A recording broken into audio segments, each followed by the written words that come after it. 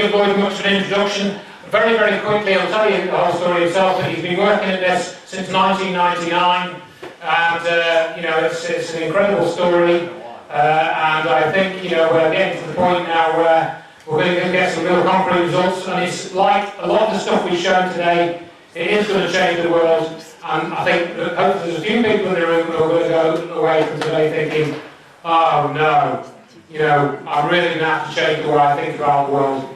And I hope it's not causing too many people too many problems. But without any more ado, I'll go over to Lloyd.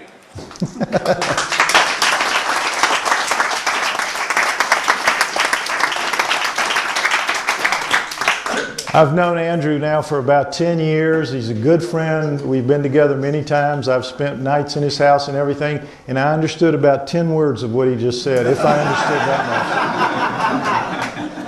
That's how it sounded to me. As you all know, you're here. I hope you know that you're here to hear about the Starchild skull and the latest evidence and all that. So we're going to start with what on earth is a Starchild. You've all read this by now. This is a comparison of a human, Starchild, human. And what we're going to go through is why he had not seen anything like it and nobody else has either. Anyway, all right, the Starchild was found in Mexico about 1930, 100 miles southwest of Chihuahua, which is this area right here, Chihuahua. And El Paso actually sits, it's not here, it sits right here, right across the border. And a teenage girl from El Paso, Texas, whose family were Mexicans who had come from a little village in this area to become American citizens. And when they went back for the first time, she was like 12, 13, 14, 15. She couldn't remember in later life exactly how old she was, a teenager. And when they went back, the villagers told them in this little small village, told her and her siblings, do not go, one thing you don't do, don't go in the caves and the mine tunnels of this area. It's dangerous. It's, you know, it's verboten. Just don't do it. It's forbidden. It's taboo. Well, you know, teenager, what are you going to do? Snuck away as soon as she could, figure a way to do that with a basket, pretending to go out to pick berries and things, and in fact she was going to look to see if she could find herself a cave or a mine tunnel. And way away, she scooted way away from the village to be safe, and she found a mine tunnel. And it looked something like, it's a high desert area like you all know from the Grand Canyon, pictures from the Grand Canyon in Arizona and all that. Same thing, high desert, and a mine tunnel like this where people are living in it now, you know, very poor people of course, but that something that would look like that, just imagine it.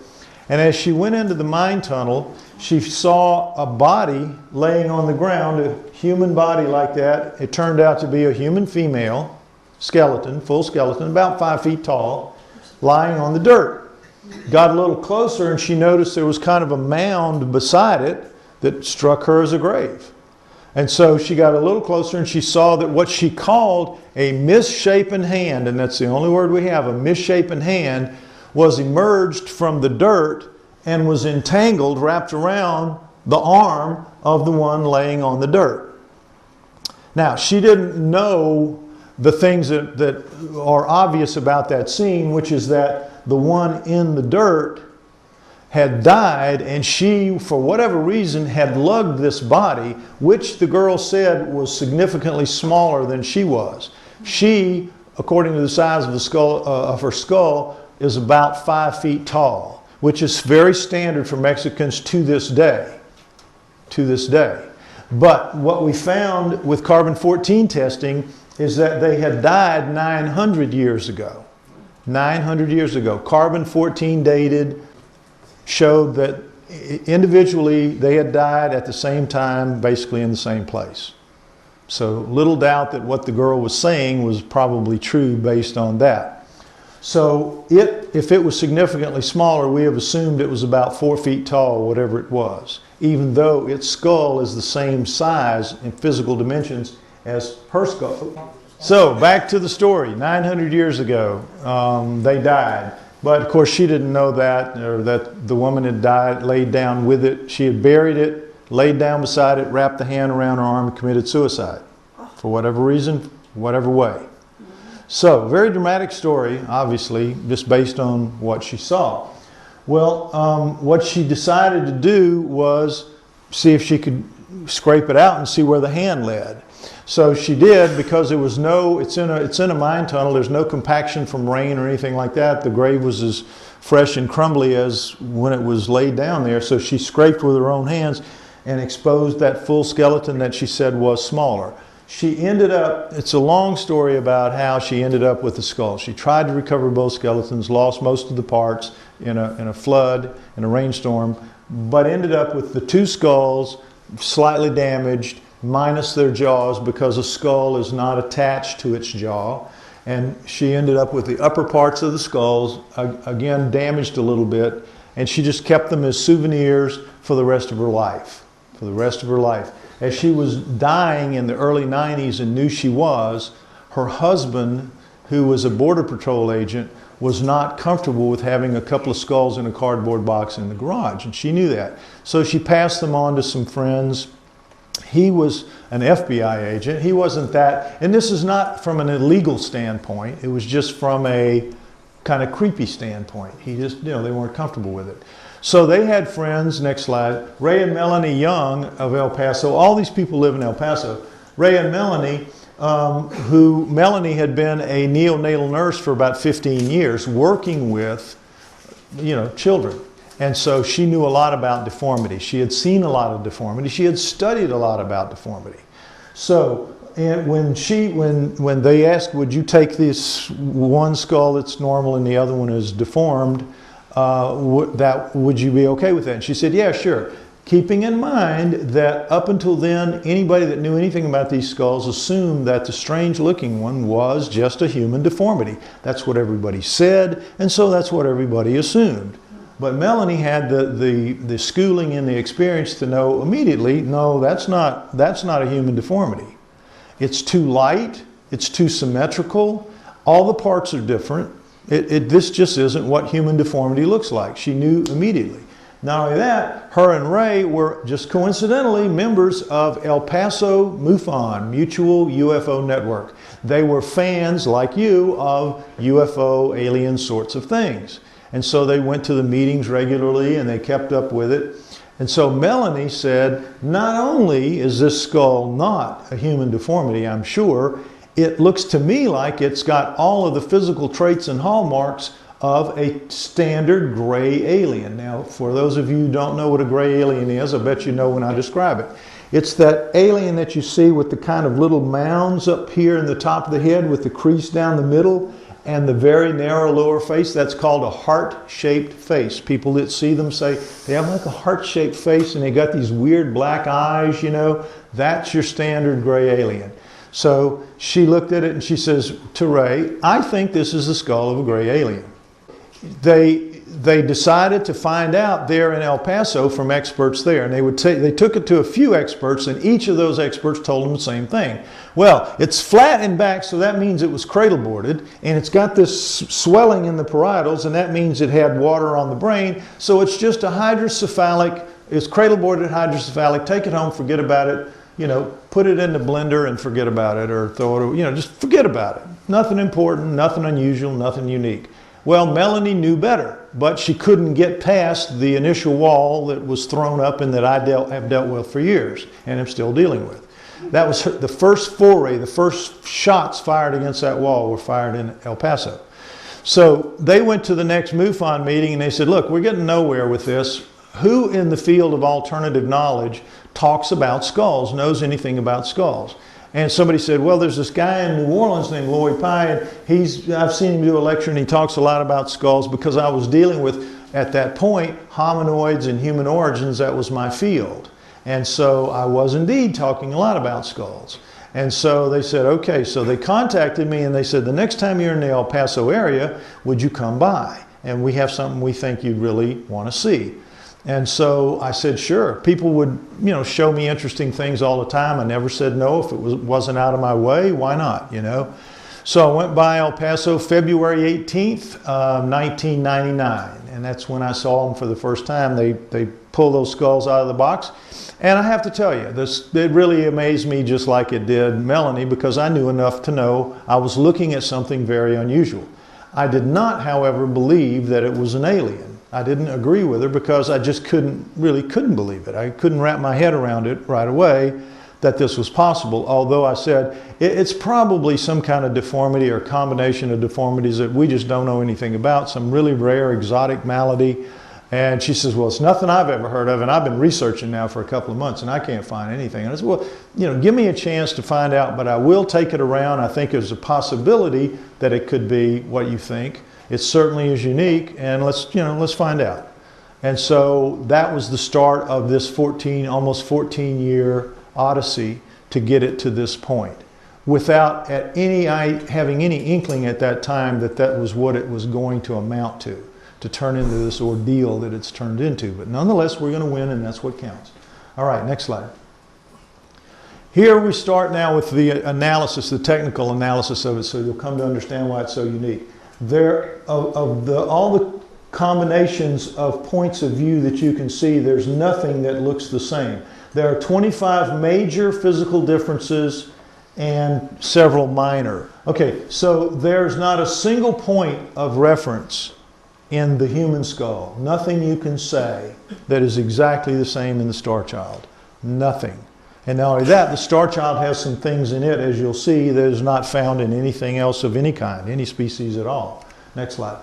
The human, the Starchild. And it starts with this frontal view, and we see the eye sockets, but these are the kinds of things that I'm talking about. All humans have brow ridges. All primates have brow ridges. You know, that little lump around our brows that our eyeballs sit under. Their eye sockets sit under. A little protective shield there a little bit. Starchild does not have that at all. This here, if you put your finger in there in the eye socket anywhere around it, it has kind of a roundness to it. It feels kind of like a drinking straw, the width of a drinking straw and the shape and smoothness of it. If you do that to the Starchild, it comes right to a point. It's not a blade like it's going to cut you, but it comes right to an edge, like a dull edge. Absolutely different. In here, you see the nose, a human nose comes down off of the brow ridge in a little dip. Everybody's got that, even if you have a big nose. And then your nose is narrow at the top and it widens out as it comes down. Everybody does that. This is totally different. It's absolutely straight, and it's the same width here as it is here right on down. Different, different, different. Even at subtle levels, there's nothing is the same. Now if you see, next slide, the profile view, what you find is that this is 2 inches deep. That's 2 knuckles deep. If I put my finger in, that's where it goes to. Do that to the Starchild, it's less than ½ an inch. It's about that much. A completely different eye socket and a completely different eye. There's no way an eyeball like we have that is bigger in the back and bigger on the bottom so that it'll stay in the head when we get hit. Our eye, what we see is a small part of what's back there, so it'll stay in our heads. This, if it had an eyeball like us in there, it would be sticking out to there, right? Can't have that. I wanted to point out, if you would go back, the brow ridge and the dip and the absolute lack of both over here. Next slide now. Pterygoids, ear holes, and Indians. When you look at the Starchild by itself, people would always say, what are these 2 little bones sticking out here? Nobody understood what they were. I didn't either before I learned this. This is called the pterygoid plate, and its sole job is to brace this, the upper maxilla, the upper jaw, and protect it so that if you get hit here in the face by anything, a punch or a fall or whatever, this will not just break off and go right in here and kill you. That's what the pterygoid plates do. They're actually very important parts of the skull. Ear holes right here, you see that the Starchilds are shifted forward quite a bit, and we'll talk about that more. But the point here, the real point is the Indians. If you are a creature with a head on a neck, you have a knot of some point in the back of your head where your neck connects to. With humans, it's this thing right here. Feel your own. Everybody's got one. It's called the inion, or external occipital protuberance. They call it inion for short. Various sizes. Everybody's got one. Various positions. If you got a head on a neck, you can have it up here. You can have it down here, but you've got one. Starchild does not have one where it's supposed to.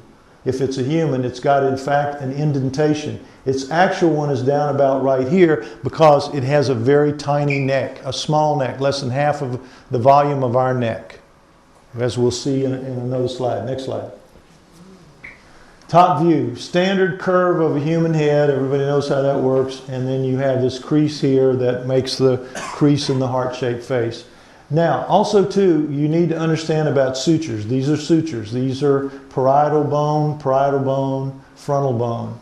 And sutures are in all skulls. When you're born, you have this area of bone and this area of bone and this area of bone, but all this in between is very stout ligament, which allows a baby, an infant's head, to reshape, to pass out the birth canal, and then it'll come out and it'll pull itself very shortly back into the size that it's going to take. And then what happens over the next 2 years is these sutures close all around, and the last place to close is this one here, which is called the fontanelle, which is the soft spot, at about age 2. And then the suturing is finished. So the Starchild is clearly, you know, sutured up pretty good, as is this. Next slide. Now, here's the back view. Now, this is what we all look like. This is the occipital bone here. Again, the parietals, and this is the suture line for it and where it connects. This is the inion, the knot that I was just talking to, and these are the fossa where the two big neck muscles come up and attach here. To the two big muscles that attach, but also the neck goes around like this. With the Starchild, as you see, it's like somebody took this and just pulled it up and straightened it out a bit, and a completely different, just redesign back here. And this is where the inion should be, and it's just this dent kind of compression. And this is its real inion, this little bitty nub of a thing right here, and that's its fossa compared to that. You can see how much dramatically reduced it is. Next slide. Balance points of craniums is kind of pretty interesting. In a human, this would be more out here because this is cradle boarded, and we'll talk about that in a minute. The female found with the human was cradle boarded. It's an important point, and we'll talk about it later. But for right now, understand that the balance point in a human neck is at about at the 2/3 from the front, because all this is solid bone and brain, and a lot of this is hollow. You have big frontal sinuses that take up a lot of room here. You have the deep eye sockets, you have the nasal passage, and you have the mouth. So basically the front of our face is hollow, basically. So you've got a fat kid and a skinny kid on the seesaw. Well, you got to move the fulcrum back toward the fat kid so that the skinny kid gets a little more leverage, and that's what you have to have here. And that's what nature has provided us with. A neck set back so that the spine comes in here and it gives us proper balance. Starchild, completely different. Does not have frontal sinuses, as you'll see, as those very shallow eye sockets. We assume very small nose and mouth because everything about it is small. We'll talk about that. So that the balance point had to go forward because you got all this extra brain back here, even though it's flattened out, to give it balance, perfect balance, front and back and side to side.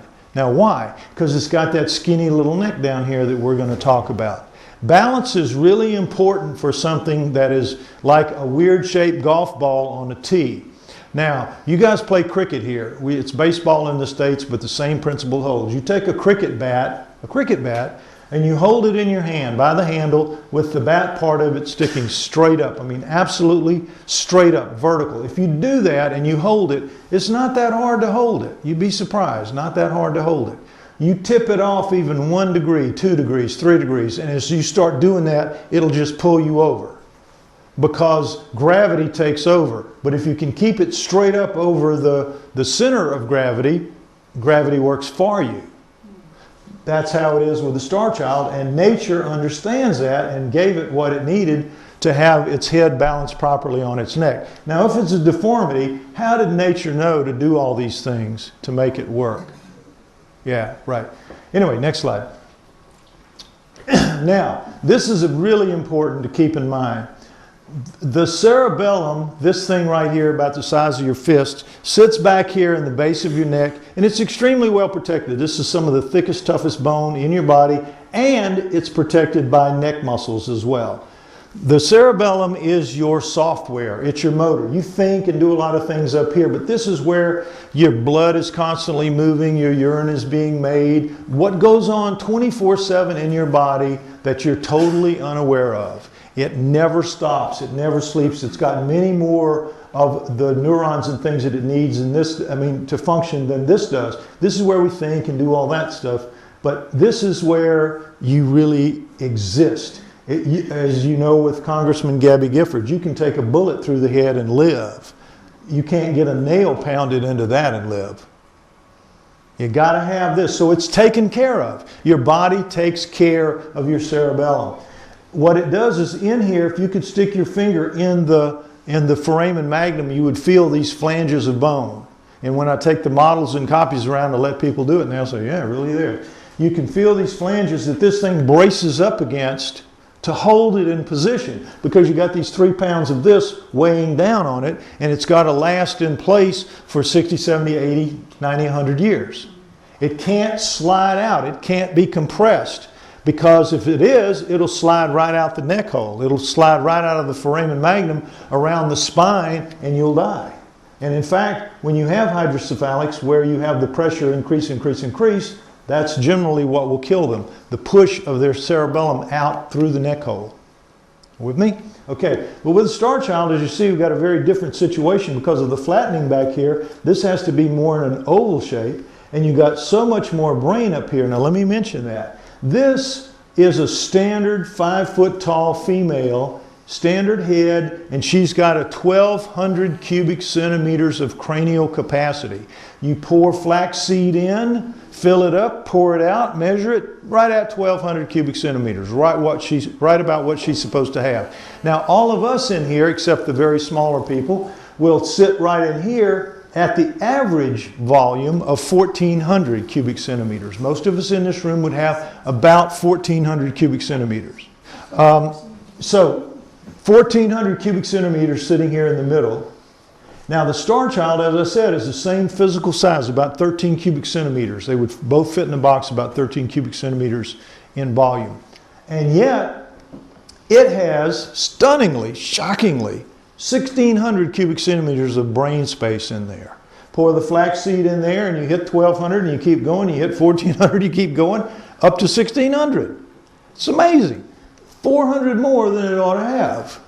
Where does it fit? We don't know. The bone is much thinner, that's true. A lot of space taken up there, no frontal sinuses, very shallow eye sockets, but you have the expanded parietals, but then you have the flattened rear. We can see maybe 200 more extra, maybe. Can't see 1,600, don't really understand how this works. But that's a lot of extra brain weighing down on the cerebellum. That's the point, a lot of extra brain, and guess what? You know those flanges that we have? Doesn't have them. Little bitty nubs down there, little bitty, the tiniest of little bumps you can feel. So that is, remember the fat kid on the seesaw? The fat kid on the slipper slide going down should have just slid right out the neck hole, right out. Brain guy said, you know, either this thing doesn't have a cerebellum of the kind that we have, or its brain is a much more dense material than we have, because if that's a human brain, that's coming right out. And don't be surprised to learn that this bone is a lot tougher too. Bone and brain seem to be a lot tougher. Bone is for sure. We have to assume the brain is. Interesting stuff though. Next slide. Neck size and shape. And here we go. We see the normal standard shape of a human neck. It actually peels a little farther around than you can see here, so it's actually even a little bigger. But the Starchild is like this. This is basilar part. This is missing on the Starchild. Nothing unusual about it. That's the last part of the skull to fuse between the age of 20 and 25, but it's also not a particularly good fusion, and so it could have been knocked out in the tumble down the stream that took out it took out one cheekbone here on the human and took out both cheekbones in the lower face here on the Starchild. But nonetheless, this shows the difference in the shape and the volume of the neck. Next slide. This is the absent inion that we talked about, and this is the fossa for the Starchild where the muscles connect. And here you see the spread of the fossa, the size of them, and this is the inion where it, here where it should be. And you see very clearly here the difference in the size of the muscles that attach the neck, a very small neck. Next slide. Zygomatic arches, cheekbones. Your jaw, your lower jaw is not attached to your skull. All that holds it to you is your cheek, the cheek muscles that attach up here to your head. Muscles attached to it, go up through the cheekbones, spread out, and attach it to your head. When you die, your jaw becomes disengaged from your skull. If somebody lifts it up, the jawbone stays there, not connected to your head. Next slide. We see that this is the case, and it comes up, and you can see the difference in the texture of the bone where those chewing muscles attach. About half the size in the Starchild as the volume right here. Very clear. Much smaller, much reduced lower face. Next slide. Okay, x-rays show that the Starchild, like any vestige of frontal sinus, and this is the x-ray eye socket, and this is the frontal sinus, and this is the x-ray of the Starchild, and you see there's no vestige, not even a slight thing. Now the first test we had done, first test I was able to arrange was an x-ray test of the Starchild skull and the maxilla. And the x-ray tech that looked at it, he says, oh, well now this is really interesting. Because you can have the sinuses be two different sizes. You can have them be shriveled up, you can have them be, you know, pretty bad looking, but you're always going to see some piece that they attempted to grow. You'll always see vestiges of it. And he says the fact that this thing lacks that, he says that's really unusual. It really is. You ought to look into this kind of thing, which we intended to do. But what's interesting about it is, what do you think your sinuses are for? What do you think they do? You think it has to do with being sick, right? That it somehow helps you clear your, you know, clear up a cold or do whatever your sinuses are, and they deal with hay fever and things like that. It's not true. What your sinuses are there for, and what they do primarily, is they allow your voice to resonate. They allow me to talk to you as I'm talking to you now. Because if I didn't have sinuses, I would sound something like a robot or something like that, like a machine talks, because it can't resonate.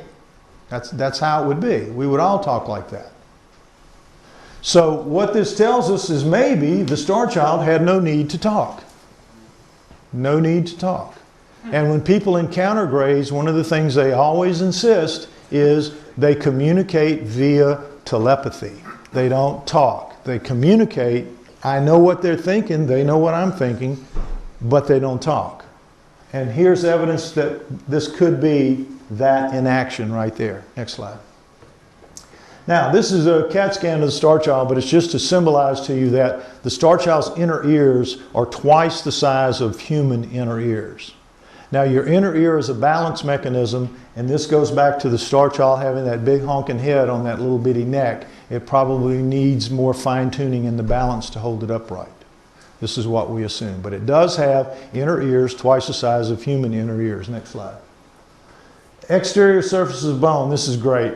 Human bone, all bone, imagine, all bone looks like this with these little dimples here. Now, what are they? You've all heard the story of your cells change out every 7 years. You know that. All but your brain. Your brain stays the same, but all the other cells in your body change out every 7 years. And it's true, they do.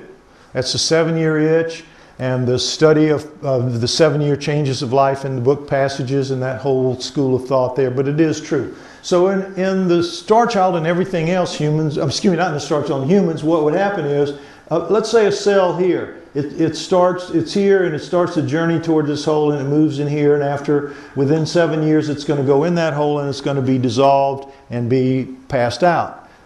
Meanwhile, another one of these holes, and you can't tell just looking at them which is which, is going to be pushing new ones up to take the place of the ones going down. And this is going on all the time.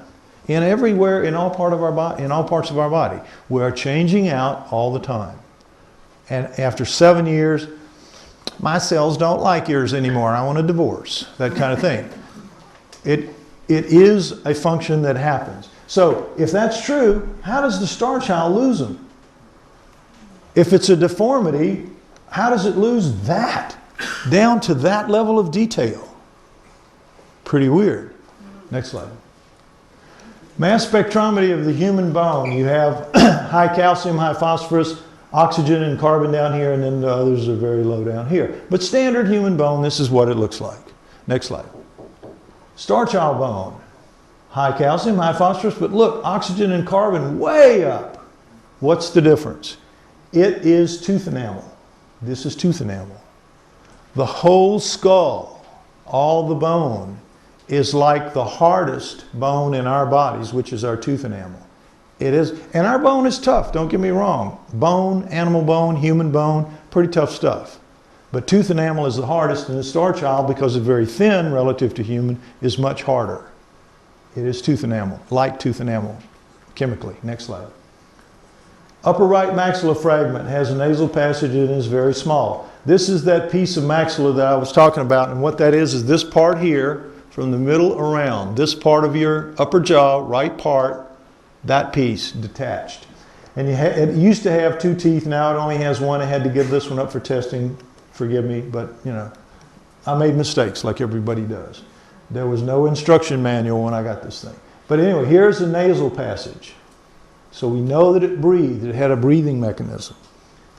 And what this 1 inch is, don't let that fool you, there was at least another tooth there, at least another one. So it was a little bit more, but it was small. It is small, small mouth. Next slide. And when you double that up, the piece that we have, what we find is the roof is flat, flat. Now what that tells us is it has a very small tongue, a very flat tongue, like a piece of cardboard or something, or no tongue at all.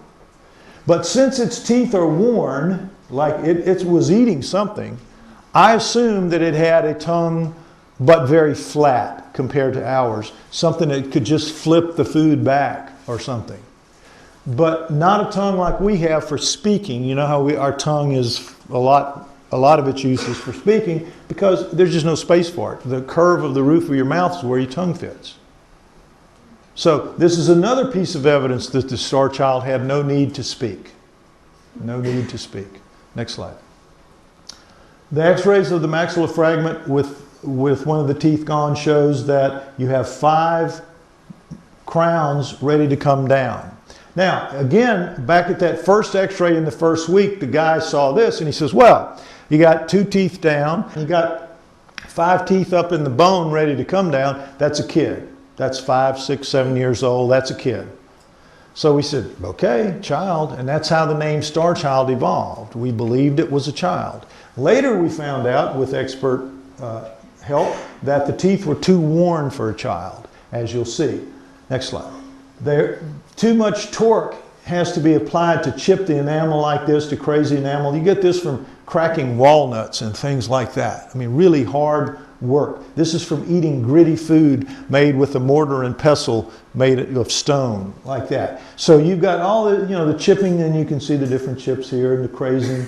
And it's just not, children can't generate that torque. They just can't do it. They don't have the teeth in their mouths long enough to do that. And plus this is an adult root. When this is the tooth that was pulled out, you can see when a child's tooth comes out, all this is dissolved. You know how they come out and you put it under the pillow and it's just that little part there. So it's just not a child. It was star adult, but once we called it Starchild, that name has stuck. And that's what it's going to go down in history as, the Starchild. Next slide. How the skulls look now after removal of bone for testing, and this just to let people know how much we've had to cut out of it, and there's also about that much gone out of the backsides. Not the human. Every time we test the human, we get what we want the first time, so it's much less damage, but with the Starchild, they don't get what they want, so they keep cutting, trying to find it, and you have to cut that much more out of it. Next slide. How does mainstream science explain the Starchild? They explain it very simply. Nature can do anything. Nature can do this. It can make a tiger rabbit if it wants to. Nature can do anything. In the same way, when you back a religious person into a corner about religious questions, they'll always back into God can do anything. You can't beat me, God can do anything. Well, science is exactly the same way. You can't beat me because nature can do anything. With all these things that I've been showing you, these physical differences, they mean absolutely nothing to mainstream science. All they do is they just say, sorry, nature can do anything. A guy, I got in an argument, I was pushing him a little bit to answer questions that he had no answer for, and he finally just said, look, I don't care if you stack up 10,000 of those differences. 10,000, doesn't matter. All I have to do is say nature can do anything. Why are you even bothering me? Why are you wasting my time? Why are you wasting your time? Why don't you just go home and forget about it? You can't prove what you're saying. You can't prove it.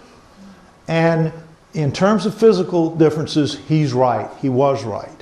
There's no way to overcome the other side. Why?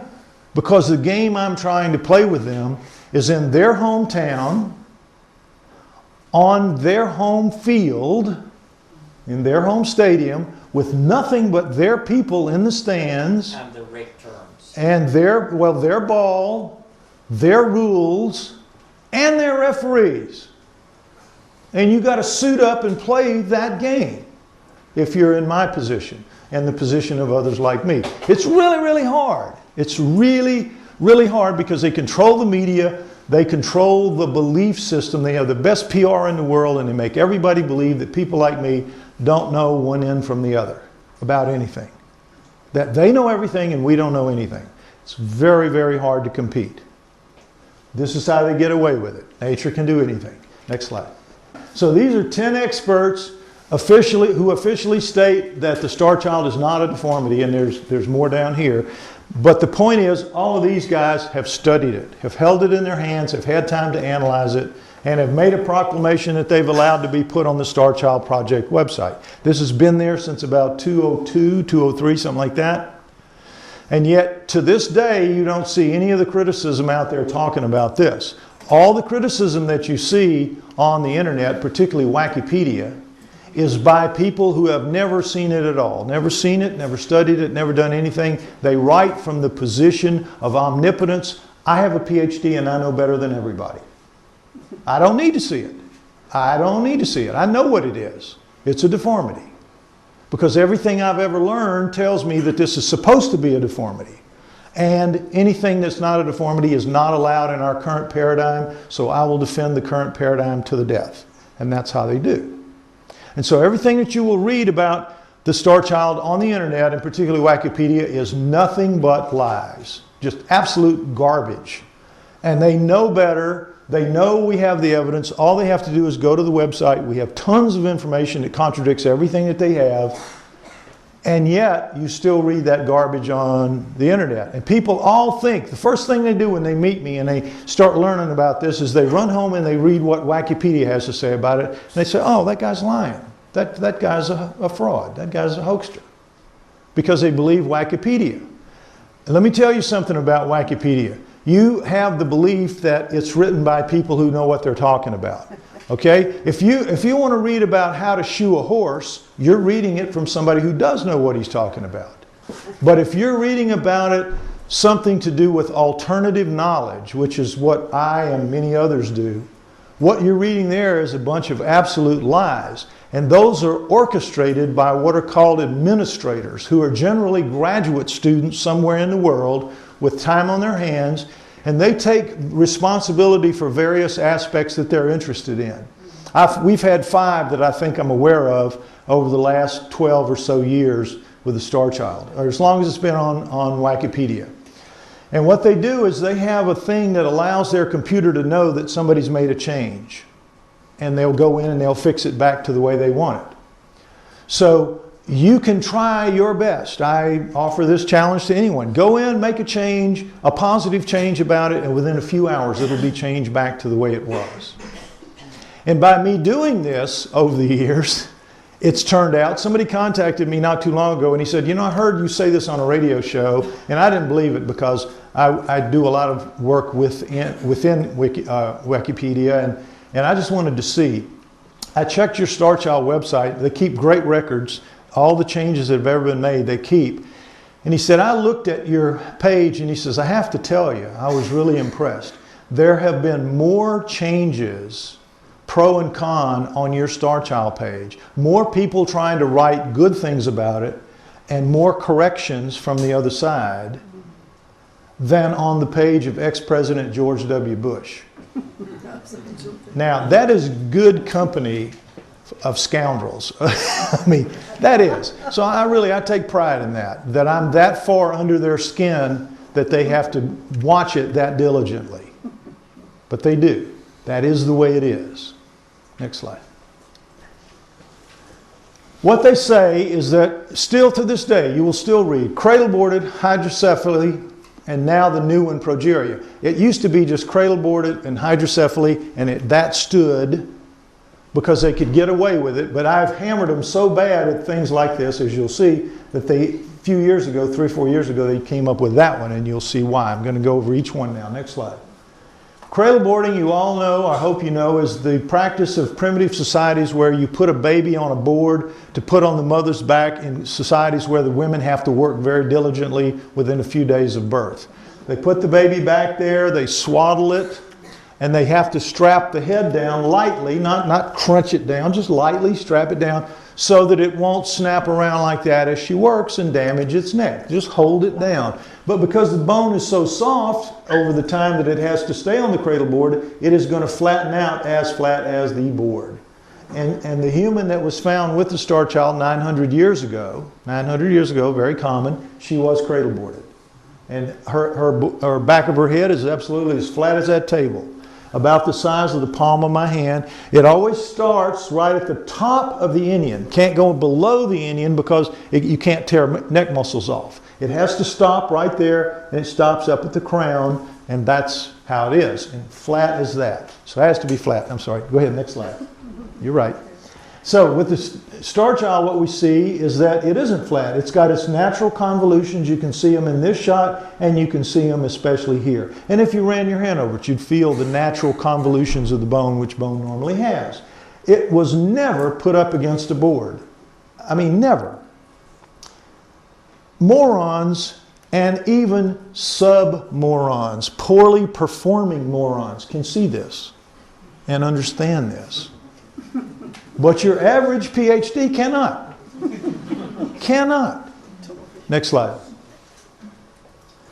Again, cradle boarded head positions. This is when it's standard, no cradle boarding, when they're both looking ahead. This is the angles of the heads. But now this one, if it's cradle boarded up against the board, kicking back, mom's working, catching some rays, no problem. Everything's fine. Starchild, Mom, please. Oh. Dead in about 3 minutes from strangling. Never happened. I mean, again, sub-level morons can see this. And yet you will go right out on the internet and you'll find them saying that this is it. Cradle-boarded hydrocephalic. Next slide. Hydrocephaly, as you know, I hope, is called water on the brain. It's not water, it's fluid, spinal fluid. Normally, your spinal fluid comes up, washes out your brain of cells that have gone bad. Again, 7 years, everything but the brain, but there are parts of it that do need to be refreshed. And then it comes out through tubes that take it back and it goes out, constantly cycling through. But if these tubes are clogged or in some way impaired, it won't go out and it just keeps blowing until you die. Till the pressure gets such that it squeezes the cerebellum out of the neck hole, and that's it. This is invariably a death sentence, especially 900 years ago. Today, I mean, this is like a third world country, because today, just anybody that's born with it, it's a pretty easy fix to put shunts in there and allow them to go on. There are people, you don't even know what happened to them, generally. It's so easy to fix now. But again, not in all countries. But if it isn't fixed, and this is what you get, it's going to expand at the sutures. The sutures are not going to come together because that's the weakest point. They're not connected. It's easy to see. Next slide. And same thing, blowing up a balloon, you're not going to be able to put a crease in it. And the sutures are all together. Sub-performing morons can see this. The PhDs can't. You will still see them saying this is the answer to the Starchild. Next slide. If that suture is fused, you can get a crease. If it's abnormally fused, meaning just smoothed over fused. But you can put a camera, as we did up in here, to see this from the inside, and you can see the light shining through. Absolutely perfectly normal sutures all the way around. And they know it. Look, it's not like they don't know it. It's not like they don't know it. We're on that field playing that game. That's what it is. And they're trying to win. Even though they know what they're doing is cheating, they want to win. And so they just pretend that this is true, when they know good and well it's not. Next slide. Last but not least, vein tracts. When your brain has veins on top of it, and when you're an infant, your bone is so soft it touches on those and the veins leave tracks. Everybody's like this. And the Starchild has them too. Now they're repositioned in the Starchild because it has a different kind of brain, a different shape, different everything about it, but it still had veins on its brain, and it shows clearly that it didn't have fluid on its brain, separating the brain from the skull. Morons at work. Next slide. Now, the new one is, because of just how devastating that argument is against them, one of them noticed, wait a minute. The Starchild has thin bone and progeria victims have thin bone. And the Starchild has a lower face, a small lower face, and progeria victim. It's got to be progeria victim. We win. Yay, progeria victim. Starchild is a progeria victim. Well, sure enough, the Starchild bones are thin relative to humans, but progeria is that horrible disease where when you're born, you immediately start getting old. And if you make it to 15, you've lived the equal of about 100. Most of them don't make it to 15. It's a terrible, terrible disease across a lot of areas, a lot of problems. But what it is mostly is you're shriveling up and dying right out of the chute, so that your bones are always very fragile because they're so thin and so weak and so brittle. Next slide. Now the Starchild, sure enough, you see how much thinner it is. It's dramatic, half or less than half. But certainly in the same area here, it's less than half. And yet, it's 2 to 3 times as hard. It's much harder. When you cut these bones, if you take a saw blade and to make this bone cut right here, a saw blade, you just go zoom, zoom, zoom, zoom, zoom. It'll take you about 50 strokes to make that. Human bone's not, you can see it's not thin and it's not easy to cut through. It'll take you about 50 strokes to make that length right there. To make the same length on the Starchild, take you about 200.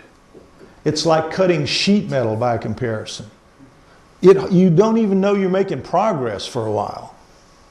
Really amazing, that tooth enamel thing, and something else that's coming up later. But you can see very clearly, this is not fragile bone. This is not progeria victim. Next slide. Now, sure enough, lower face, reduced lower face, and you'll see this in a minute too. But it's still human. Look at where the ears are, right at the eyes where it's supposed to be. Look at where the ears are here, not even in the ballpark. Still human eyes, brow ridges, dip in the nose, human eyeballs in there. So it's shriveled up, yes, but it's still a human being. The parts that aren't really badly affected are still human parts. Next slide. And you see if in profile, brow ridge, nose dip, no nose dip, and lack of chin, very reduced because it just never gets to grow. Little thin neck, but still has the inion back here and all this. It's still just not the same. It's a human. It's a badly deformed, badly impacted human, but human nonetheless. Starchild is not a progeria victim. Next slide. And last but not least, progeria victims almost never have the fontanelle closed, and of course the Starchild did. Again, sub-level morons, anybody can see this. Anybody that's a true scientist would be ashamed to try to say that the Starchild is a victim of cradle boarding, hydrocephaly, or progeria. And yet you go out there and that's the criticism that you will read. Next slide. So how do they explain it away? None of the above is true. None of the above. Next slide. And if it's not a combination of what are these things, what was it? Next slide. Well, the first image we look at is by an Alaskan artist named Rob Roy Menzies, who said, look, if I take your x-ray and I put a face on it, it looks pretty cool, don't you think? And I said, well, yeah, pretty cool, except you make it look like somebody killed its dog. Can you fix that? Make it look a little more appealing. And so in the end, next slide, we got out this, which I think is really a pretty good depiction of how it probably looked. And understand with the eyes, this.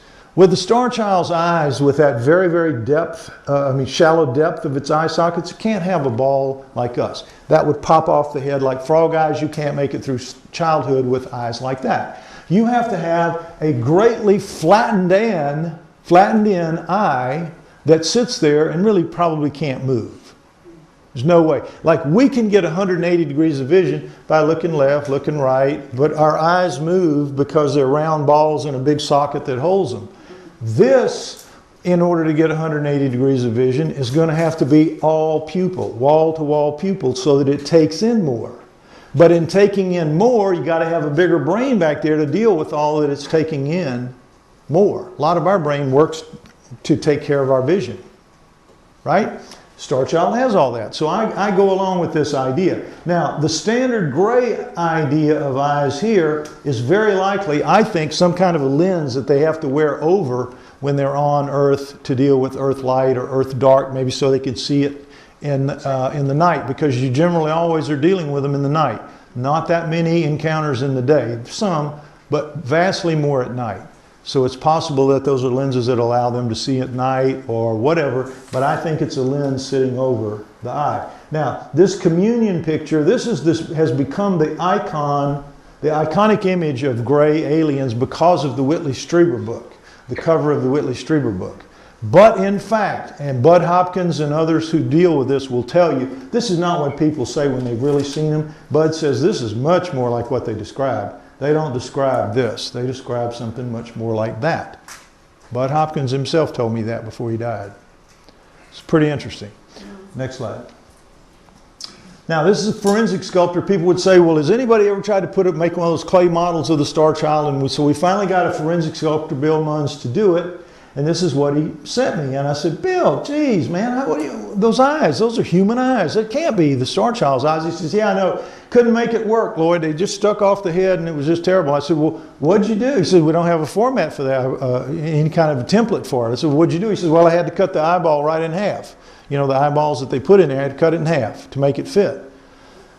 And he said, and then it was okay. And I said, oh, well, all right. And I said, what about the neck? What are all these big things out to the side? And he says, well, if you do the neck the real size of it, he says, you got this big honking lump of clay up on this skinny little neck. He said, if I bumped it against the table or something, the head might just fall off the neck. So I had to brace it up a little bit. And I said, oh, okay, all right. Well, that made sense too.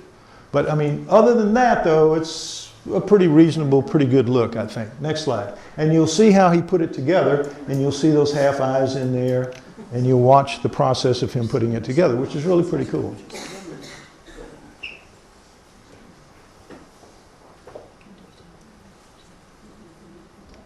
Next slide.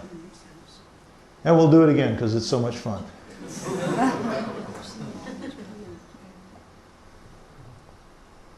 I've watched a forensic sculpture. There's only one thing, they put little wood pins and right. They build it up to a certain depth in different layers. Some do it that way, and others... Put in the little wood pins. Well, nobody knows what the wood things, what they would be, but I asked him about that, and he says, no, the oldest of us do it this way. The youngest of us have learned in college to do it the new way. But he said it's the same effect. I mean, it looks good to me, other than those things. Okay, next slide. Now, this is from a guy named Chris Murphy, who, I don't know how many of you are interested in hominoids like Bigfoot and the Abominable Snowman and all that, but he does the best books and some of the best literature, but particularly the best books about that subject. And he does analysis of hominoid faces relative to human faces, and he did this with the Starchild. It turns out that our faces are very well proportioned. From here to our chin, our eyes are in the middle. From our eyes to our chin, our nose is in the middle. From our nose to our chin, our mouth is in the middle. It just divides down like that. It's really pretty cool. Starchild, nothing like that. Very different in each case. Now, people have said, well, could the Starchild, something like the Starchild, if it made an effort, could it disguise itself and walk around among us? Can there be aliens walking among us, or at least Starchild people? And so I posed this challenge to my assistant Vivian, and here's what she came up with. Next slide.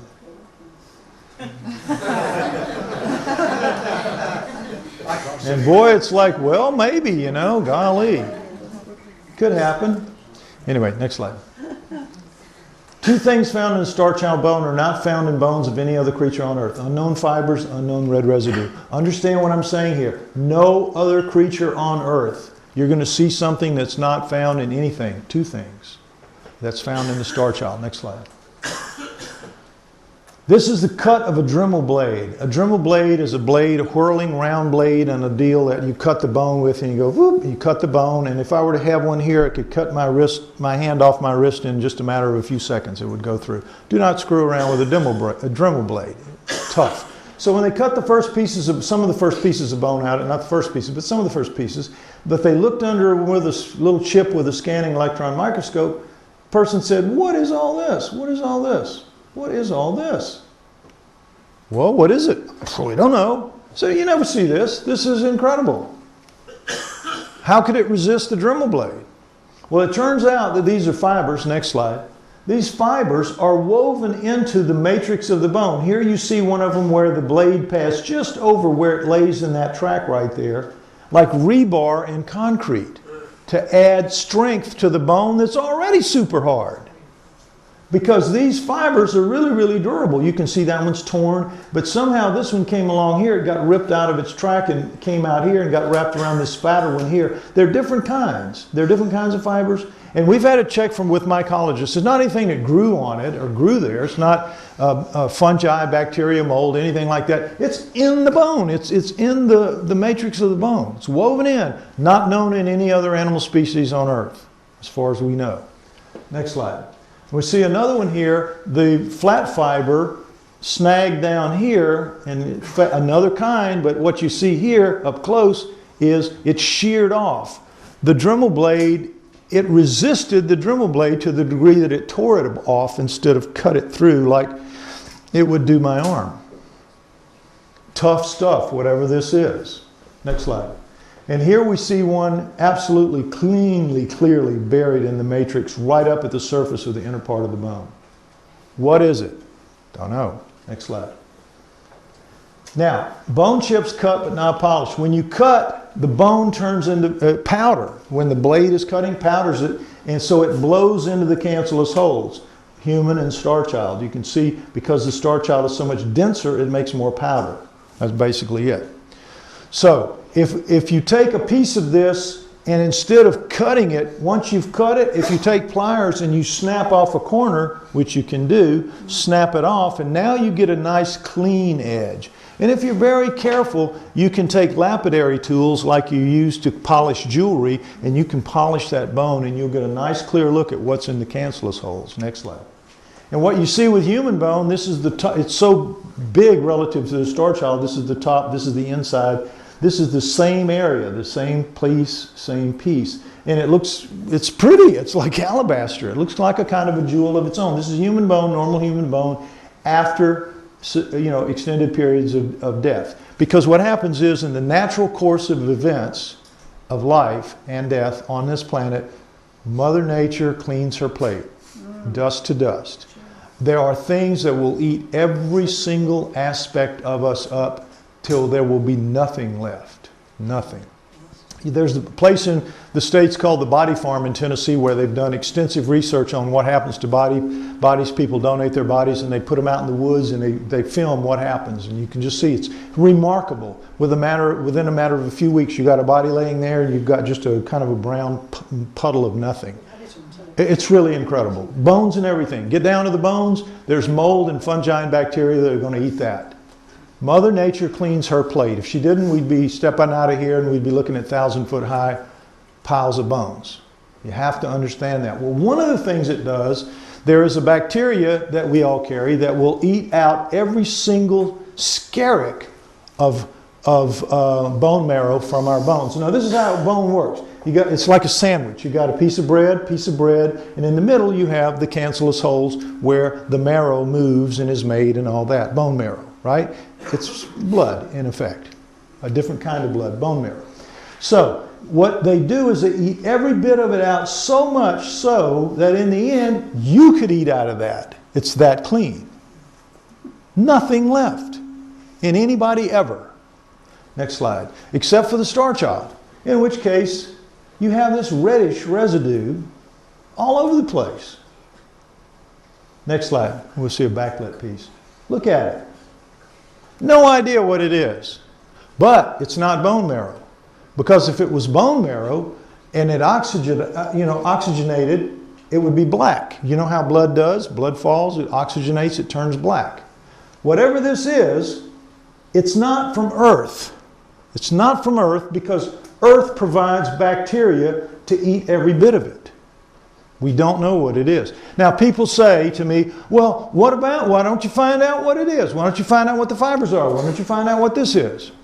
It's very microscopic in size, all of it, number one. Number two, never been seen on Earth, so there are no protocols for recovery. Nobody's ever thought about trying to recover it before. But let's just say you could figure out how to recover it. How would you maintain the integrity of the samples that you recover? How would you get them and keep them pristine so that you could then test them? And then, because you're going to have to destroy them to do the tests, of all the thousands of tests you could run, what are you going to choose to run to destroy them? What are you going to do? You see the problems really compound when you look into doing it. And more important than all of it is, it costs an awful lot of money and we just don't have it. If there's one thing our field is famous for, it's no money. We can't access the money. The PhDs keep it all to themselves to do their stupid, flea research or what, I don't know if you ever read the crazy things they spend their money on, but nonetheless, we don't get it. They make sure we don't get it. And we have to scrounge around the way we do, and that's one of the ways they keep us down and out of the way of really bothering them. We'd love to know, and one day we will know. When it's appropriate and okay for science to deal with the Starchild, all of these things will be dealt with. Just like Otzi the Iceman, they've spent, $50 million on him over the years to find out everything they could possibly find out about him. The Starchild will be like that one day. Price will be no object. But not now, not until I ram it down their throats and they're forced to deal with it. Okay, next slide. All right, so this is basically just saying what I've been telling you, that the physical stuff just doesn't matter. But guess what? Recently, our geneticists recovered and sequenced several choice bits of clear-cut DNA evidence, and I'll share that with you now. This is quite a ride, and it is. Now, we're going to move into the DNA. Next slide. Did you get that from the teeth? The DNA? No. Bone. We can't. We're saving the teeth for the one that goes to film, the final. So we just get it from the bone. But the Starchild's DNA is good. Okay, everything about the Starchild skull case comes down to DNA. Now, this is where you have to start learning some things. So I'm going to kind of go slow, and I'm not going to leave anybody behind. Don't worry. All of the cells in our body, trillions of cells, not necessarily all of them shaped like a basketball, but whatever their shape is, they have a nucleus, and outside the nucleus, floating in the cytoplasm, are what are called mitochondria.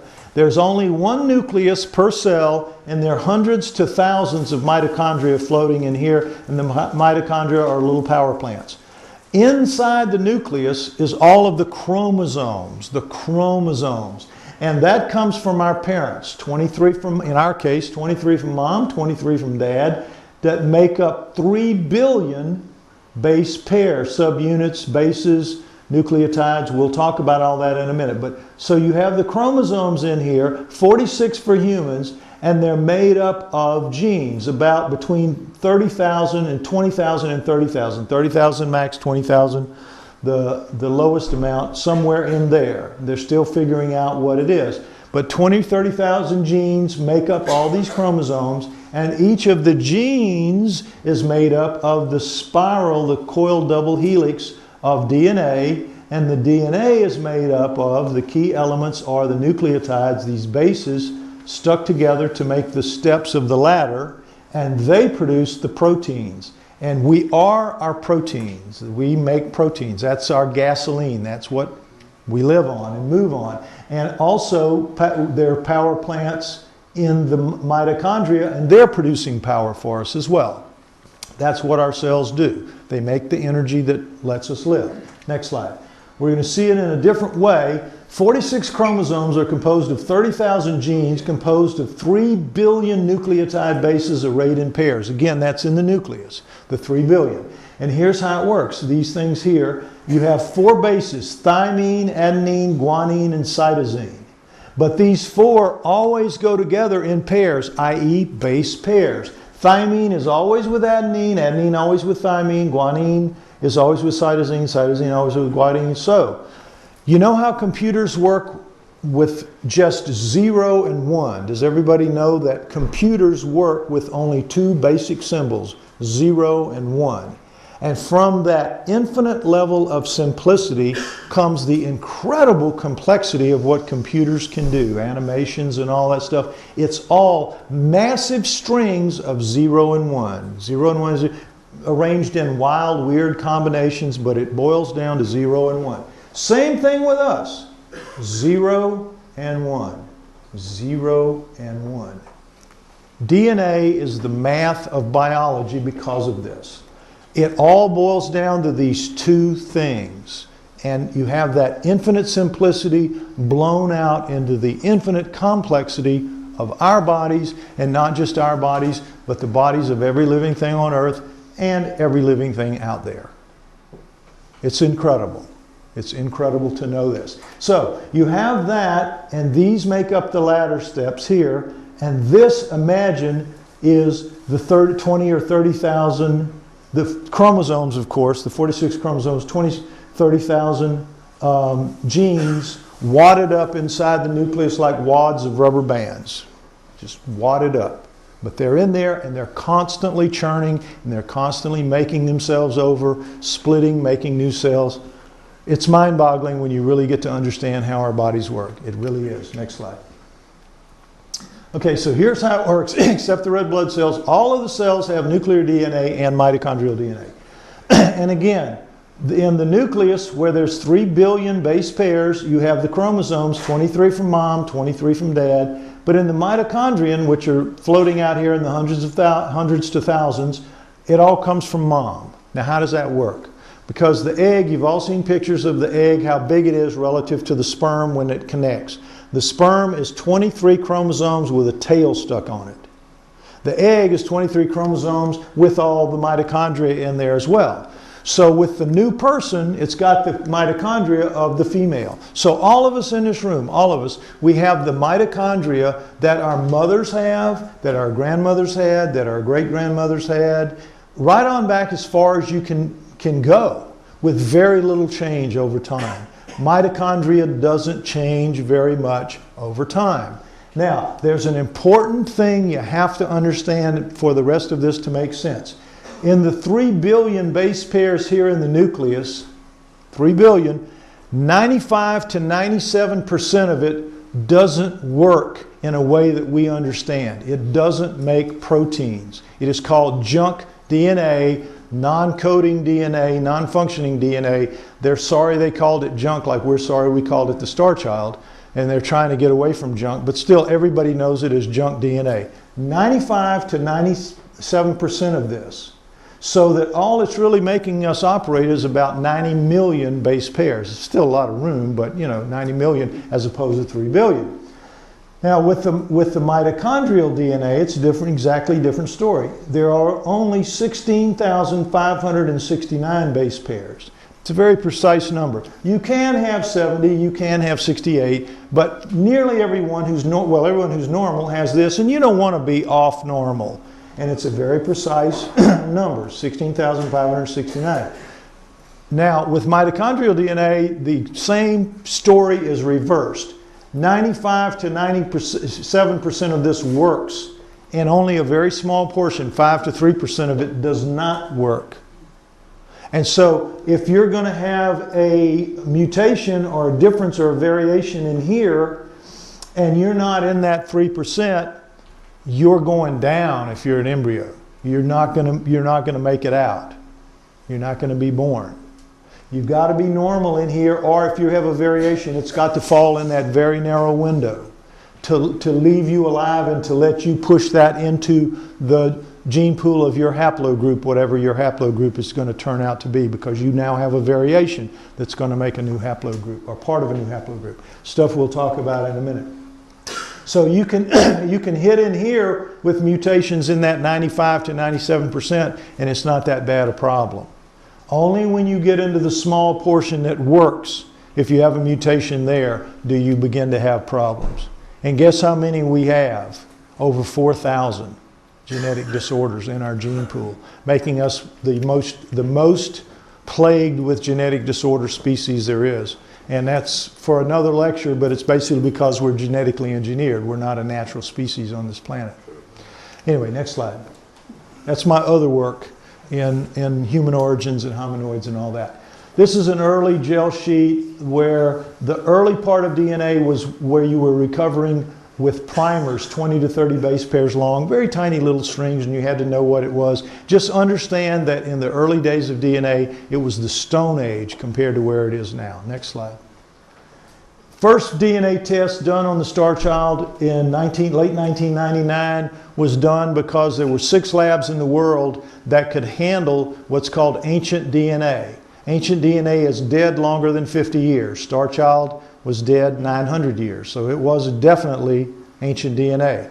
But to do ancient DNA, to handle it properly, because it's so fragmented, it's like, you remember the wad of rubber bands? When it's been dead over 50 years, those rubber bands have been put through a wood chipper, and you've got pieces the size of glitter scattered on the floor. And that's what you've now got to pick up and recover and figure out. You can do it, machines can do it, computers can do it, but that's what you were up against back then. And this lab couldn't do it. It was a forensic lab. Those 6 labs could, because here's why. If a flake of skin off of one of the experimenters, a flake of skin hit the solution, ruined. If a droplet of their breath hit the solution, ruined. Right? It was like you had to work in a clean room. That's why there are only 6 labs that could do it. I wanted some kind of result, so I gave it over to these people. And they started out, I think, with the best of intentions. But in the end, other people on the campus found out what they were doing, and they just put pressure on them and said, get that thing out of here. Just get it out of here. And so, next slide. The report I got from them finally after 2 contaminations was a very weak result, 200 picograms, when 1,000 was normally what you would need. And they said the result is the XY chromosomes, which tell us the star child was a male and it's human. They were basically saying, go home and forget about this. This is dangerous. We can't fool with it. You shouldn't fool with it. Forget about it. And I said, you know, this can't be right. And they said, it is right, and we're going to put it out. Now, they again had already contaminated 2. This is another contamination. I don't even know if they even did it. I think they just wrote this because this was what the mainstream scientific community wanted to hear. And right now, to this day, again on Wikipedia, you will read them referring to this test right here from Bold in '99, saying that the child was male and that it was a human. You can read that as if it happened yesterday. As if it happened yesterday, in criticism of the Starchild. And so we were just absolutely floored. When this happened and the word went out, everybody, everywhere heard that the Starchild was a human, and that was it. Next slide. And so for the next 3 years, it was dead. I couldn't get anybody to listen to it. Lloyd, Yes? who funded that lab? Who gave that information? Who were the main funders? The owners of the skull, Ray and Melanie. No. The first lab was funded by Ray and Melanie. Yes. I'm getting to what you're referring to, I think.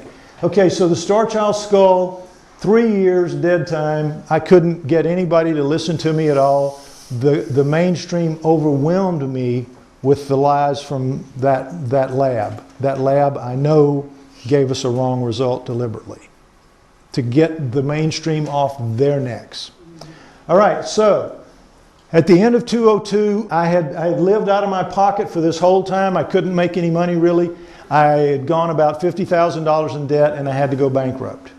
And my girlfriend of the time said, you are crazy. Go back to who you were, go back to the hominoids, go back to the human origins. You can't keep doing this, you're killing yourself. And I would say, but I know what it is, I know what's right. And she would say, it doesn't matter, you can't beat them, they're too big, there are too many of them, you can't beat them. So I sent finally a letter out in November 2002 to the 1,500 or so people that were following me at that time, and I said, I've got to give it up, I can't do it. Ray and Melanie understood, everybody understood, I'd put my heart and soul into it, and I just couldn't do any more. And so then, next slide, the lady that I'm staying with right now in Highgate, London, Belinda McKenzie, raised the dead. She read that letter and she said, my dad recently died and I've come into some money and I'd like to help you do what you need to do. What would it cost? And I said, I don't even know. I gave up looking. I don't even know. She said, well, find out. Get me a number and let's see what we can do for you. And so what used to be 6 labs in the world that could do ancient DNA was now 24 labs. 24.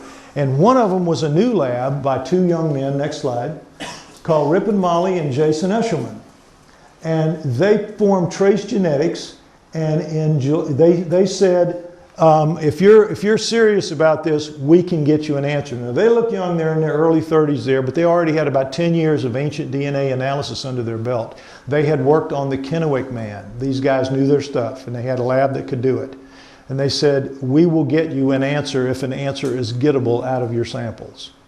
And I said, great, let's do it. So they told me a price, I told it to Belinda, and we came to an agreement, and in July of 2003, they got the result. Now here's how it worked. Cut the bone, the cutting of the bone was amazing. They were just blown out at how hard it was. And so when they put it in the standard thing you do with a piece of bone, of human bone, is you put it in a test tube and you put a sample of a liquid called EDTA on top of it. You put that test tube in a machine, it's called a rocker arm. It just holds it and it just rocks it back and forth like that. You've maybe seen them in labs, films of them, rocker arms. And you let it go for 1 week straight, and that will slowly, gradually dissolve the bone and leave the DNA intact as a little spidery bit. It looks like spider webs in there, little white spider webs. That's the DNA, that's what you're looking for. And then they go to work with that. They did that with the human bone found with the Starchild. In 1 week, there it was, DNA just perfect. With the Starchild, they put it in the same thing, rocker arm, 1 week, no change. A month, no change. 3 months, no change. I don't know when they turned it off finally, but they just wanted to see how far it would go. EDTA had no effect on it whatsoever. So what they did was they took another piece of the Starchild bone, they put it in a sample, and they have a very powerful detergent known as Tween 20. It'll dissolve cement, and it did dissolve the Starchild bone and got to its DNA. So when they were able to test it, they did. The human very quickly came up, first attempt, no problem. Starchild 2, first attempt, for mitochondrial DNA. Let's test mitochondrial first, it's easy. Next slide, human came up first. Very simple, right here, haplogroup A. These 4 right here mean haplogroup A. These 4 here in this array means haplogroup C. Well, what does that tell you? Starchild and the human found with it were not mother and child. And we had believed for a long time that it was a mother and child. And 203 proved, according to this, that they were not mother and child. But the Starchild did have a human mother, because that mitochondrial DNA was human mitochondrial DNA, or it looked like it anyway. At the time, the primers, remember we're talking primers, 20 to 30, and sometimes as much as 50 base pairs long, were pulling out little pieces saying it's human. It's all they could do in 203. That's all the technology they had at their disposal. So after they got the mitochondrial DNA, we knew its mother was a human. They said, okay, now we're going to go after the nuclear. Now you got to brace yourself, because the mitochondrial came up on the first attempt very easy. So this is looking like we're going to get a sample. And if it's human dad, then you've got a human on your hands, like it or not. So I was ready for that. I just wanted it over by then. It had been a long time. Next slide. But after 6 attempts, 6 full attempts to get its nuclear DNA, they could not get a recovery. Could not get a recovery. Now this is what the Bowl lab said they got. Nuclear DNA, male, human, remember? But here, these guys absolutely did. This is a forensic dental lab in Canada, used to dealing with just teeth and not dealing with ancient DNA. These guys are used to dealing with it, and they can't find it. So what that means is that absolutely, without a shadow of a doubt, in 203, they proved that the 1999 test was just, as we say down home, flat-ass wrong. Just flat-ass wrong. Wrong as wrong gets. Wrong.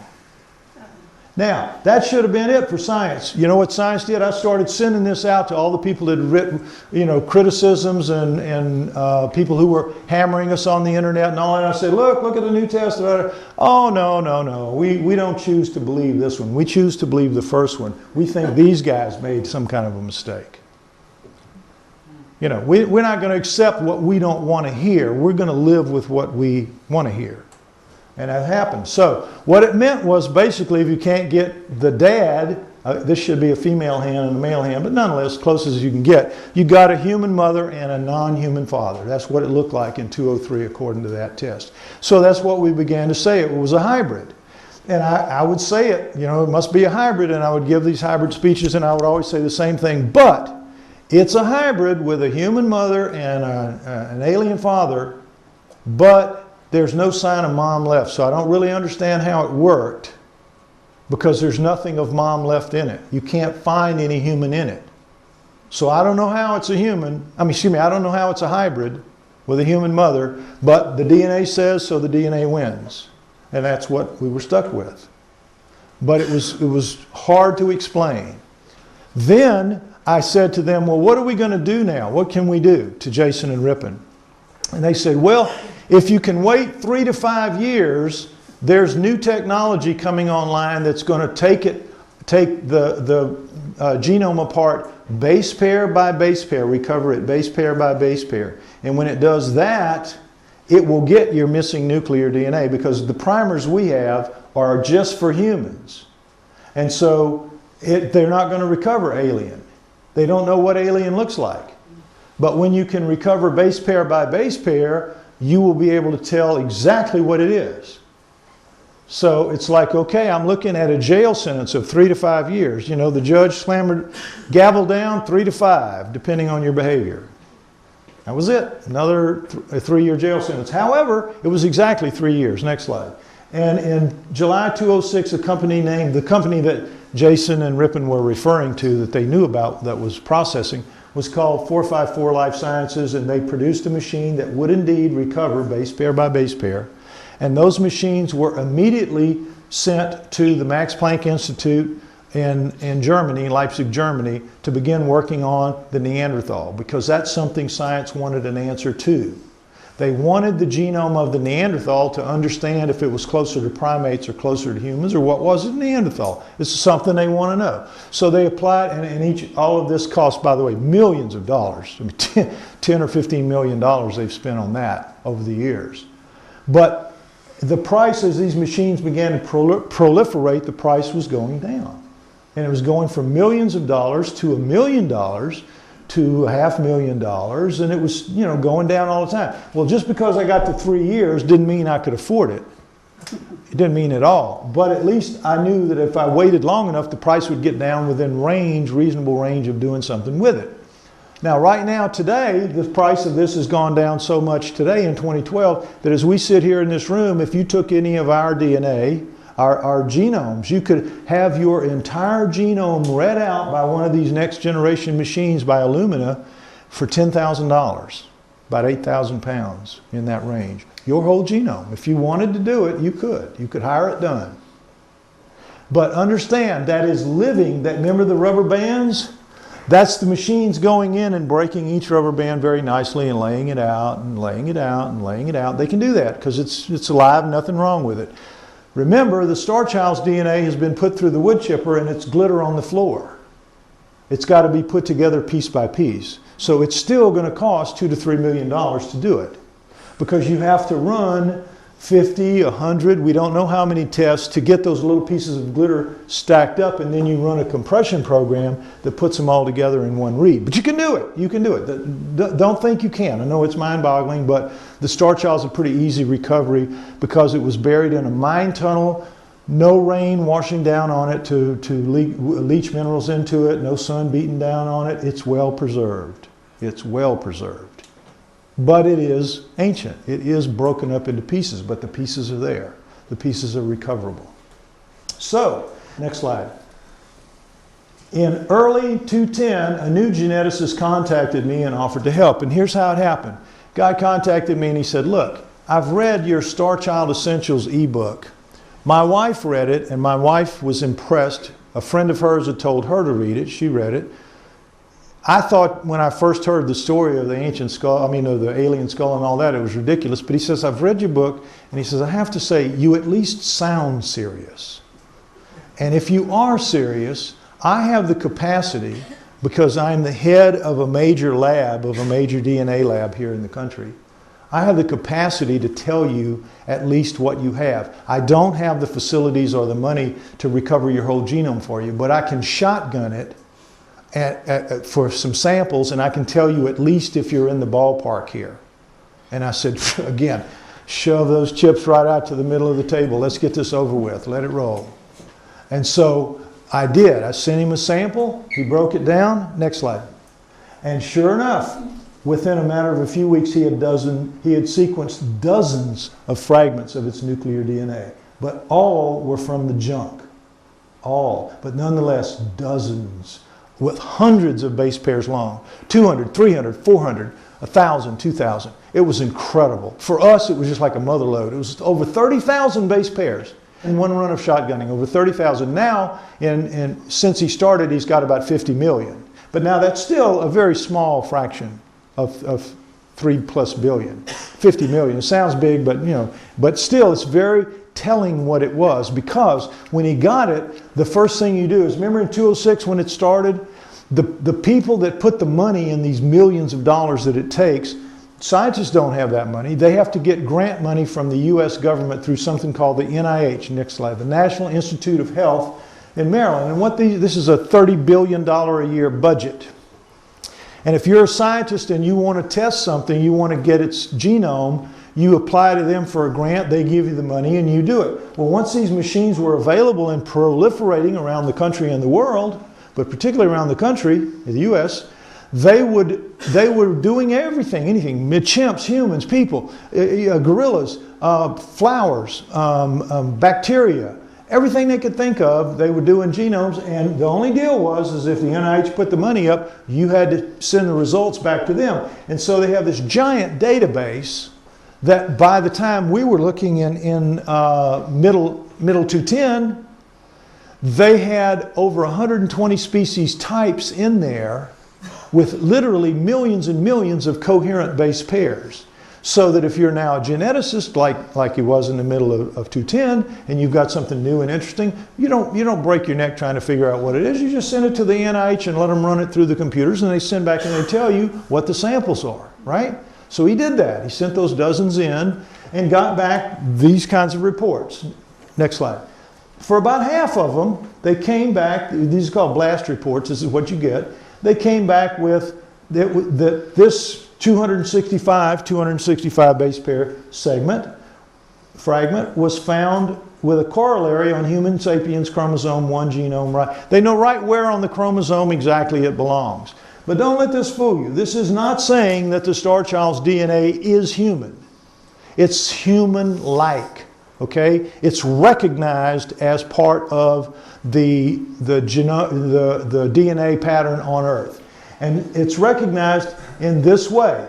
If it could just as easily, if he were asking, does it match up with chimps, he would have said yes. Because chimps are 97% the same as we are. Gorillas are 95% the same. Rats are 70% the same. That's why lab rats, they do a lot of testing because they're so like us genetically. Mice, another one, 65% the same. Pigs are similar as well. Yeast is 20%. Daffodils are like 45%? Everything shares the same life code here. So don't be fooled. It just means this is Earth-like, not human, but Earth-like, right? But the other half, next slide, the other half, the impressive part is that the other half, this one being a sample 342 base pairs long, came back, no significant similarity found. Not found in the database. And he said, Lloyd, look, if this was 5 or 6 or 7 or 8 of these, I could live with that as just kind of a quirk.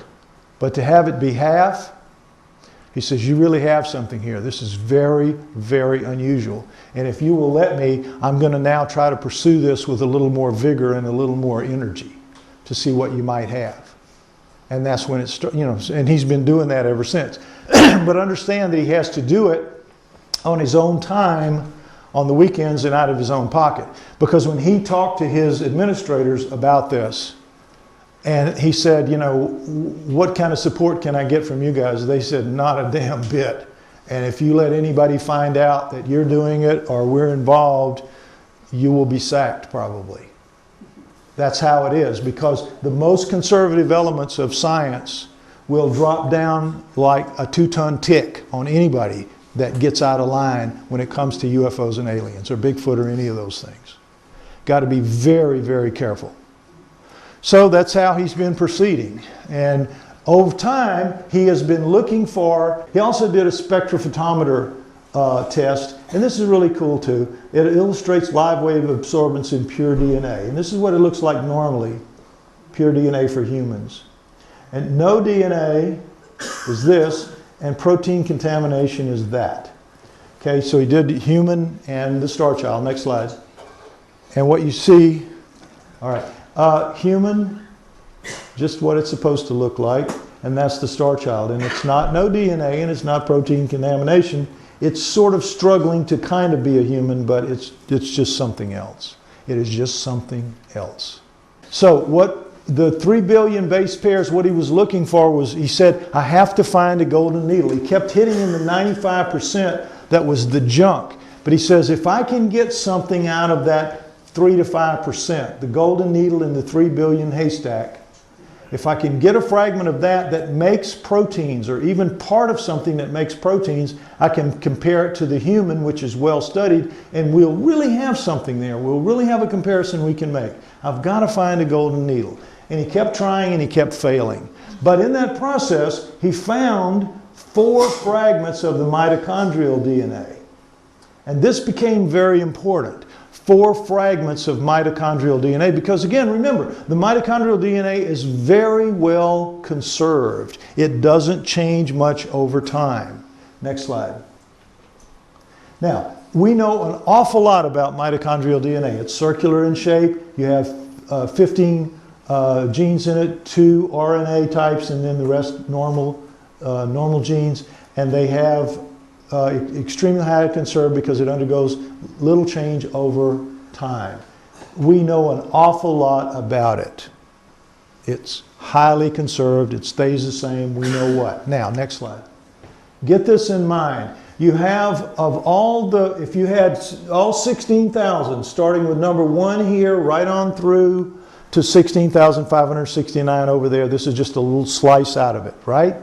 And among humans, you have 33 here, haplogroups. Some people say you have more and that new ones are developing all the time as they do more research. But let's just call it where it is for now. 33 haplogroups, Neanderthal and Denisova. And Denisova is the new pre-human that stands alongside Neanderthal, but they know very little about it because all they have is a finger bone. You've heard about the fingertip bone and the tooth. And they took DNA from that. It was found in a cave with Neanderthals, and they assumed it was Neanderthal, but they tested it because it looked a little different. They tested it and found out that, lo and behold, it had a different mitochondrial DNA count. And if it has a different mitochondrial DNA count, next slide, it's just different. And so what came out of that is that just because you have the finger bone in the tooth, you have a new species that stands alongside Neanderthals, and they know next to nothing about it. It's really kind of a pain in their neck to deal with it because they know so little, but they have no choice because mitochondrial DNA is like the law. If it's a different read from human or Neanderthal, it's a different species, period. Okay, next slide. So, let's go back to our 16,000 here on the wall, and we're going to take out this slice right here of 1255 of the 16 to 1350. This is 95 base pairs. They contain no variations in any of the haplogroups. And by the way, all of us sitting in here, we fall into one of these 33 haplogroups. We have the number of differences that make up the haplogroup. There could be 5 or 6 of us that share the same haplogroup and we have absolutely no relation to each other at all. But we fit in the haplogroups because the changes in our mitochondrial DNA are clocked and understood as such. And they're only a maximum of 120 allowed. 120 allowed. And those 120 come from black Africans in South Africa. They were the first humans. And you, as just a sidelight, I always mention that Zecharia Sitchin wrote in The 12th Planet in 1976. 1976, he wrote that the first humans were genetically engineered in South Africa to be slaves and servants as the Adamu, the black-headed ones, the black people, whatever you want to call it. He wrote this in 1976, and in 1986, the mitochondrial Eve program showed that indeed humans were about 200,000 years old, and the first of us did indeed come from South Africa. What Sitchin wrote in 76 to just tremendous ridicule and disparagement by everybody in the mainstream, 10 years later, they prove he's absolutely right. Do you think he received a single apology from anyone? From his own lips? No, never heard a word from anybody. Never heard a way to go, never heard a congratulations. Never heard you win, nothing. Forgot about it. True story. Anyway, so this is the way most of this on the wall would look. Most of it would look that way. There's very little change, but there are changes. Next slide. There are changes, and this is what they look like. The computer will let you know. In this haplogroup, everything is a T except this is a C right here. And the computer does these lines and things to let you know, pay attention, we got a difference here. Next slide. It can also be that something will be missing. This has a G here, this has nothing here. So it puts in the bar space to let you know whether it's on this one or on this one, and it lets you know. And they're differences. Now, next slide. We're going to look at a segment 164 base pairs long from 1202 to 1426. That's 164 base pairs long. And in this one, you see one change in the human right here, one change in the Neanderthal right here, and one change in the Denisova, the two different Denisovas, same change right here. So it's 1, 1, 1 in the three different species. You with me? Now, it just so happens that this 164 is the smallest of the 4 fragments that our geneticists recovered of the Starchild's mitochondrial DNA. The smallest fragment. So what is allowed here is one difference. Next slide. In the Starchild, there are 17. Now, right here is enough to show the Starchild is not human, and not just is it not human, it is radically not human. Just right here.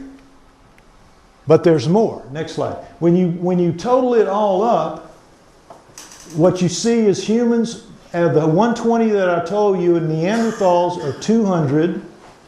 We're all less than 120. All of us sitting in this room, we're 60, 70, 80, 90, something like that. But we're not up to 120. Nowhere near it. That's for the blacks in Southern Africa, the first of us. We're all more recent than them. Neanderthal around 200, 25, 199, could be like that. Denisova, 385. And that's why they had to call it a new human. Look at this. This is only 80 between us and Neanderthals. It's 185 between these two. They're not even very much alike. They're very different. And chimps out at 1500. So you see what the gap is here. It's huge. Next slide. With the Starchild, the 4 fragments have 1,583 base pairs. That is 9.5%, almost 10%. Ask any statistician. That is mathematically significant. Mathematically significant. You can project off of that. You can extrapolate off of that. And you get, if you do, in the 1,583 base pairs, there are 93 variations. Already 93 on the way to 120. And if you extrapolate that, you get out to 883.5. So you know the Starchild is going to be 700% different out to 800 to 1,000, somewhere in there. But you know what the mainstream said when we started trying to put this out there? Well, wait a minute. You can't say for sure that every other thing in there, every other fragment, is not going to be perfectly clean with no changes, and you end up with a 93 variations, and so it could still be human. With 4 fragments showing 93, they wouldn't let us say that we could extrapolate, because you can't be sure that there would be any more changes. So while the mitochondrial DNA should have been a home run, it wasn't, because we just fell within that window of the 120. We didn't get outside the window. We didn't get enough fragments. One more fragment would have put us over. We haven't gotten it yet. But the 4 are enough to know.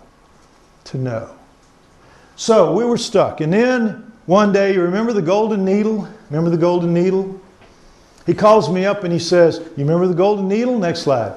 And I said, oh yeah. He says, guess what? And I said, you got a golden needle? He says, no, man, no.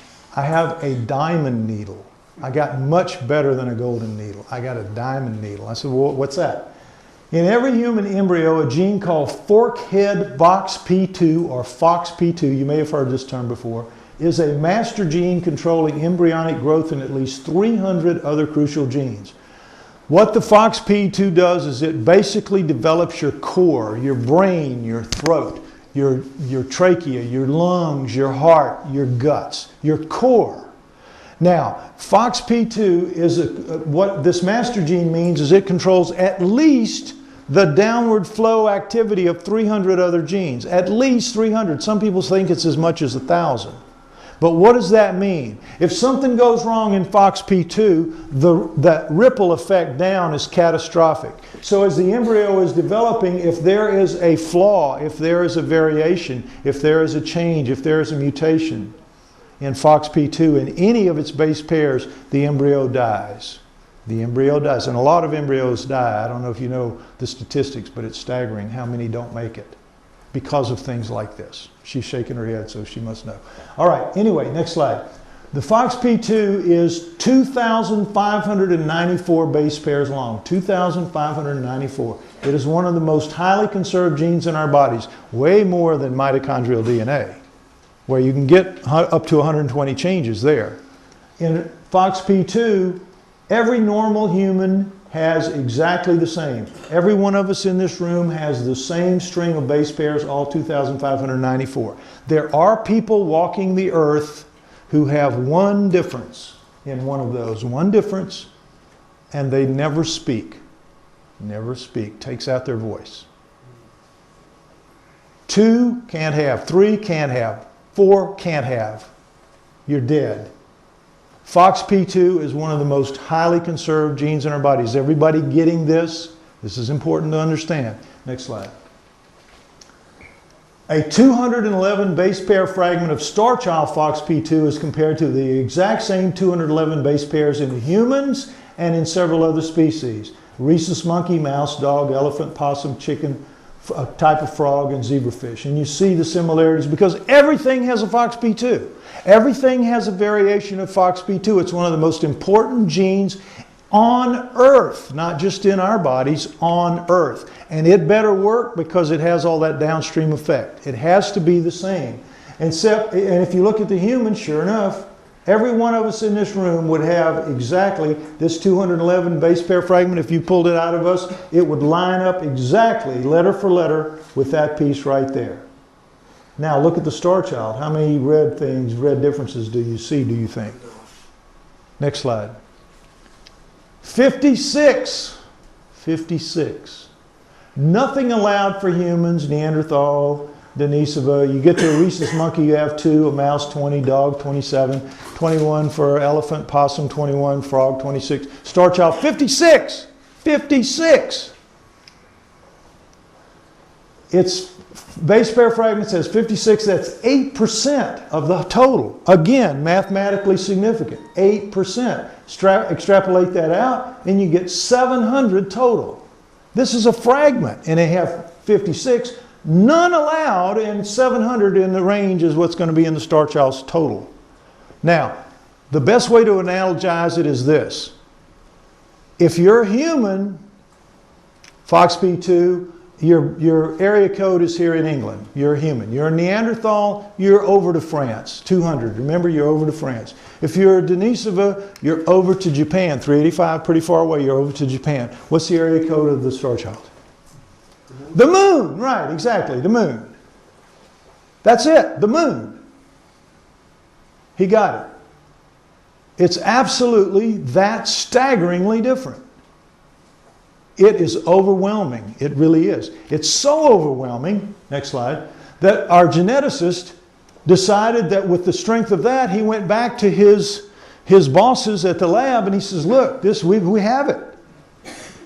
I want to start applying for grants. I want to come out of the woodwork to the extent that I apply for grants, confidentially, of course, but apply for grant money to try to get this paid for. And I said, great idea. And they said, yeah, okay, go for it. We can see it as well as you can. So he wrote an abstract as part of the grant. And when I saw the abstract, I said, you know, it doesn't mention who you are. It doesn't mention the lab. Could I put it on the website? And he said, yeah, sure, go ahead. And you can go on the website and you can read it. Don't think you're going to understand it, but you can read it. Because it's written in scientific language for other scientists who will get it. And so, put it up there, and just before I came on this trip, I got an email from one of the top geneticists in America working in California. And he said, I'm going to be speaking at Oxford and Cambridge and all these places in England while you're there. I'd like to meet with you because someone sent me that abstract. And he says, if that's true, and I said, it's true. He said, if that's true, you guys have this in the bag. You're going to win this. You know that, don't you? And I said, absolutely, we know it. And he said, I want to talk to you about it. So on September 7th, which just happened to be my birthday in Manchester, we had a 3-hour dinner meeting at Michael Caine's restaurant, of all things. Not the Michael Caine, the famous chef Michael Caine. But anyway, it was cool. On his nickel, of course. I couldn't even, couldn't get a burger there. But anyway, the point is, we had a great meeting. I explained to him the background and the story and how it had all evolved and all this.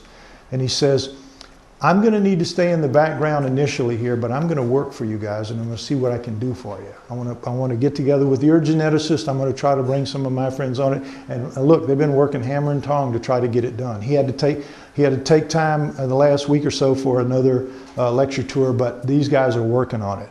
And he's brought in a third one that's going to meet next week when I'm back there. I'm leaving on Wednesday to go back, and we're going to have a meeting as soon as possible with the third one.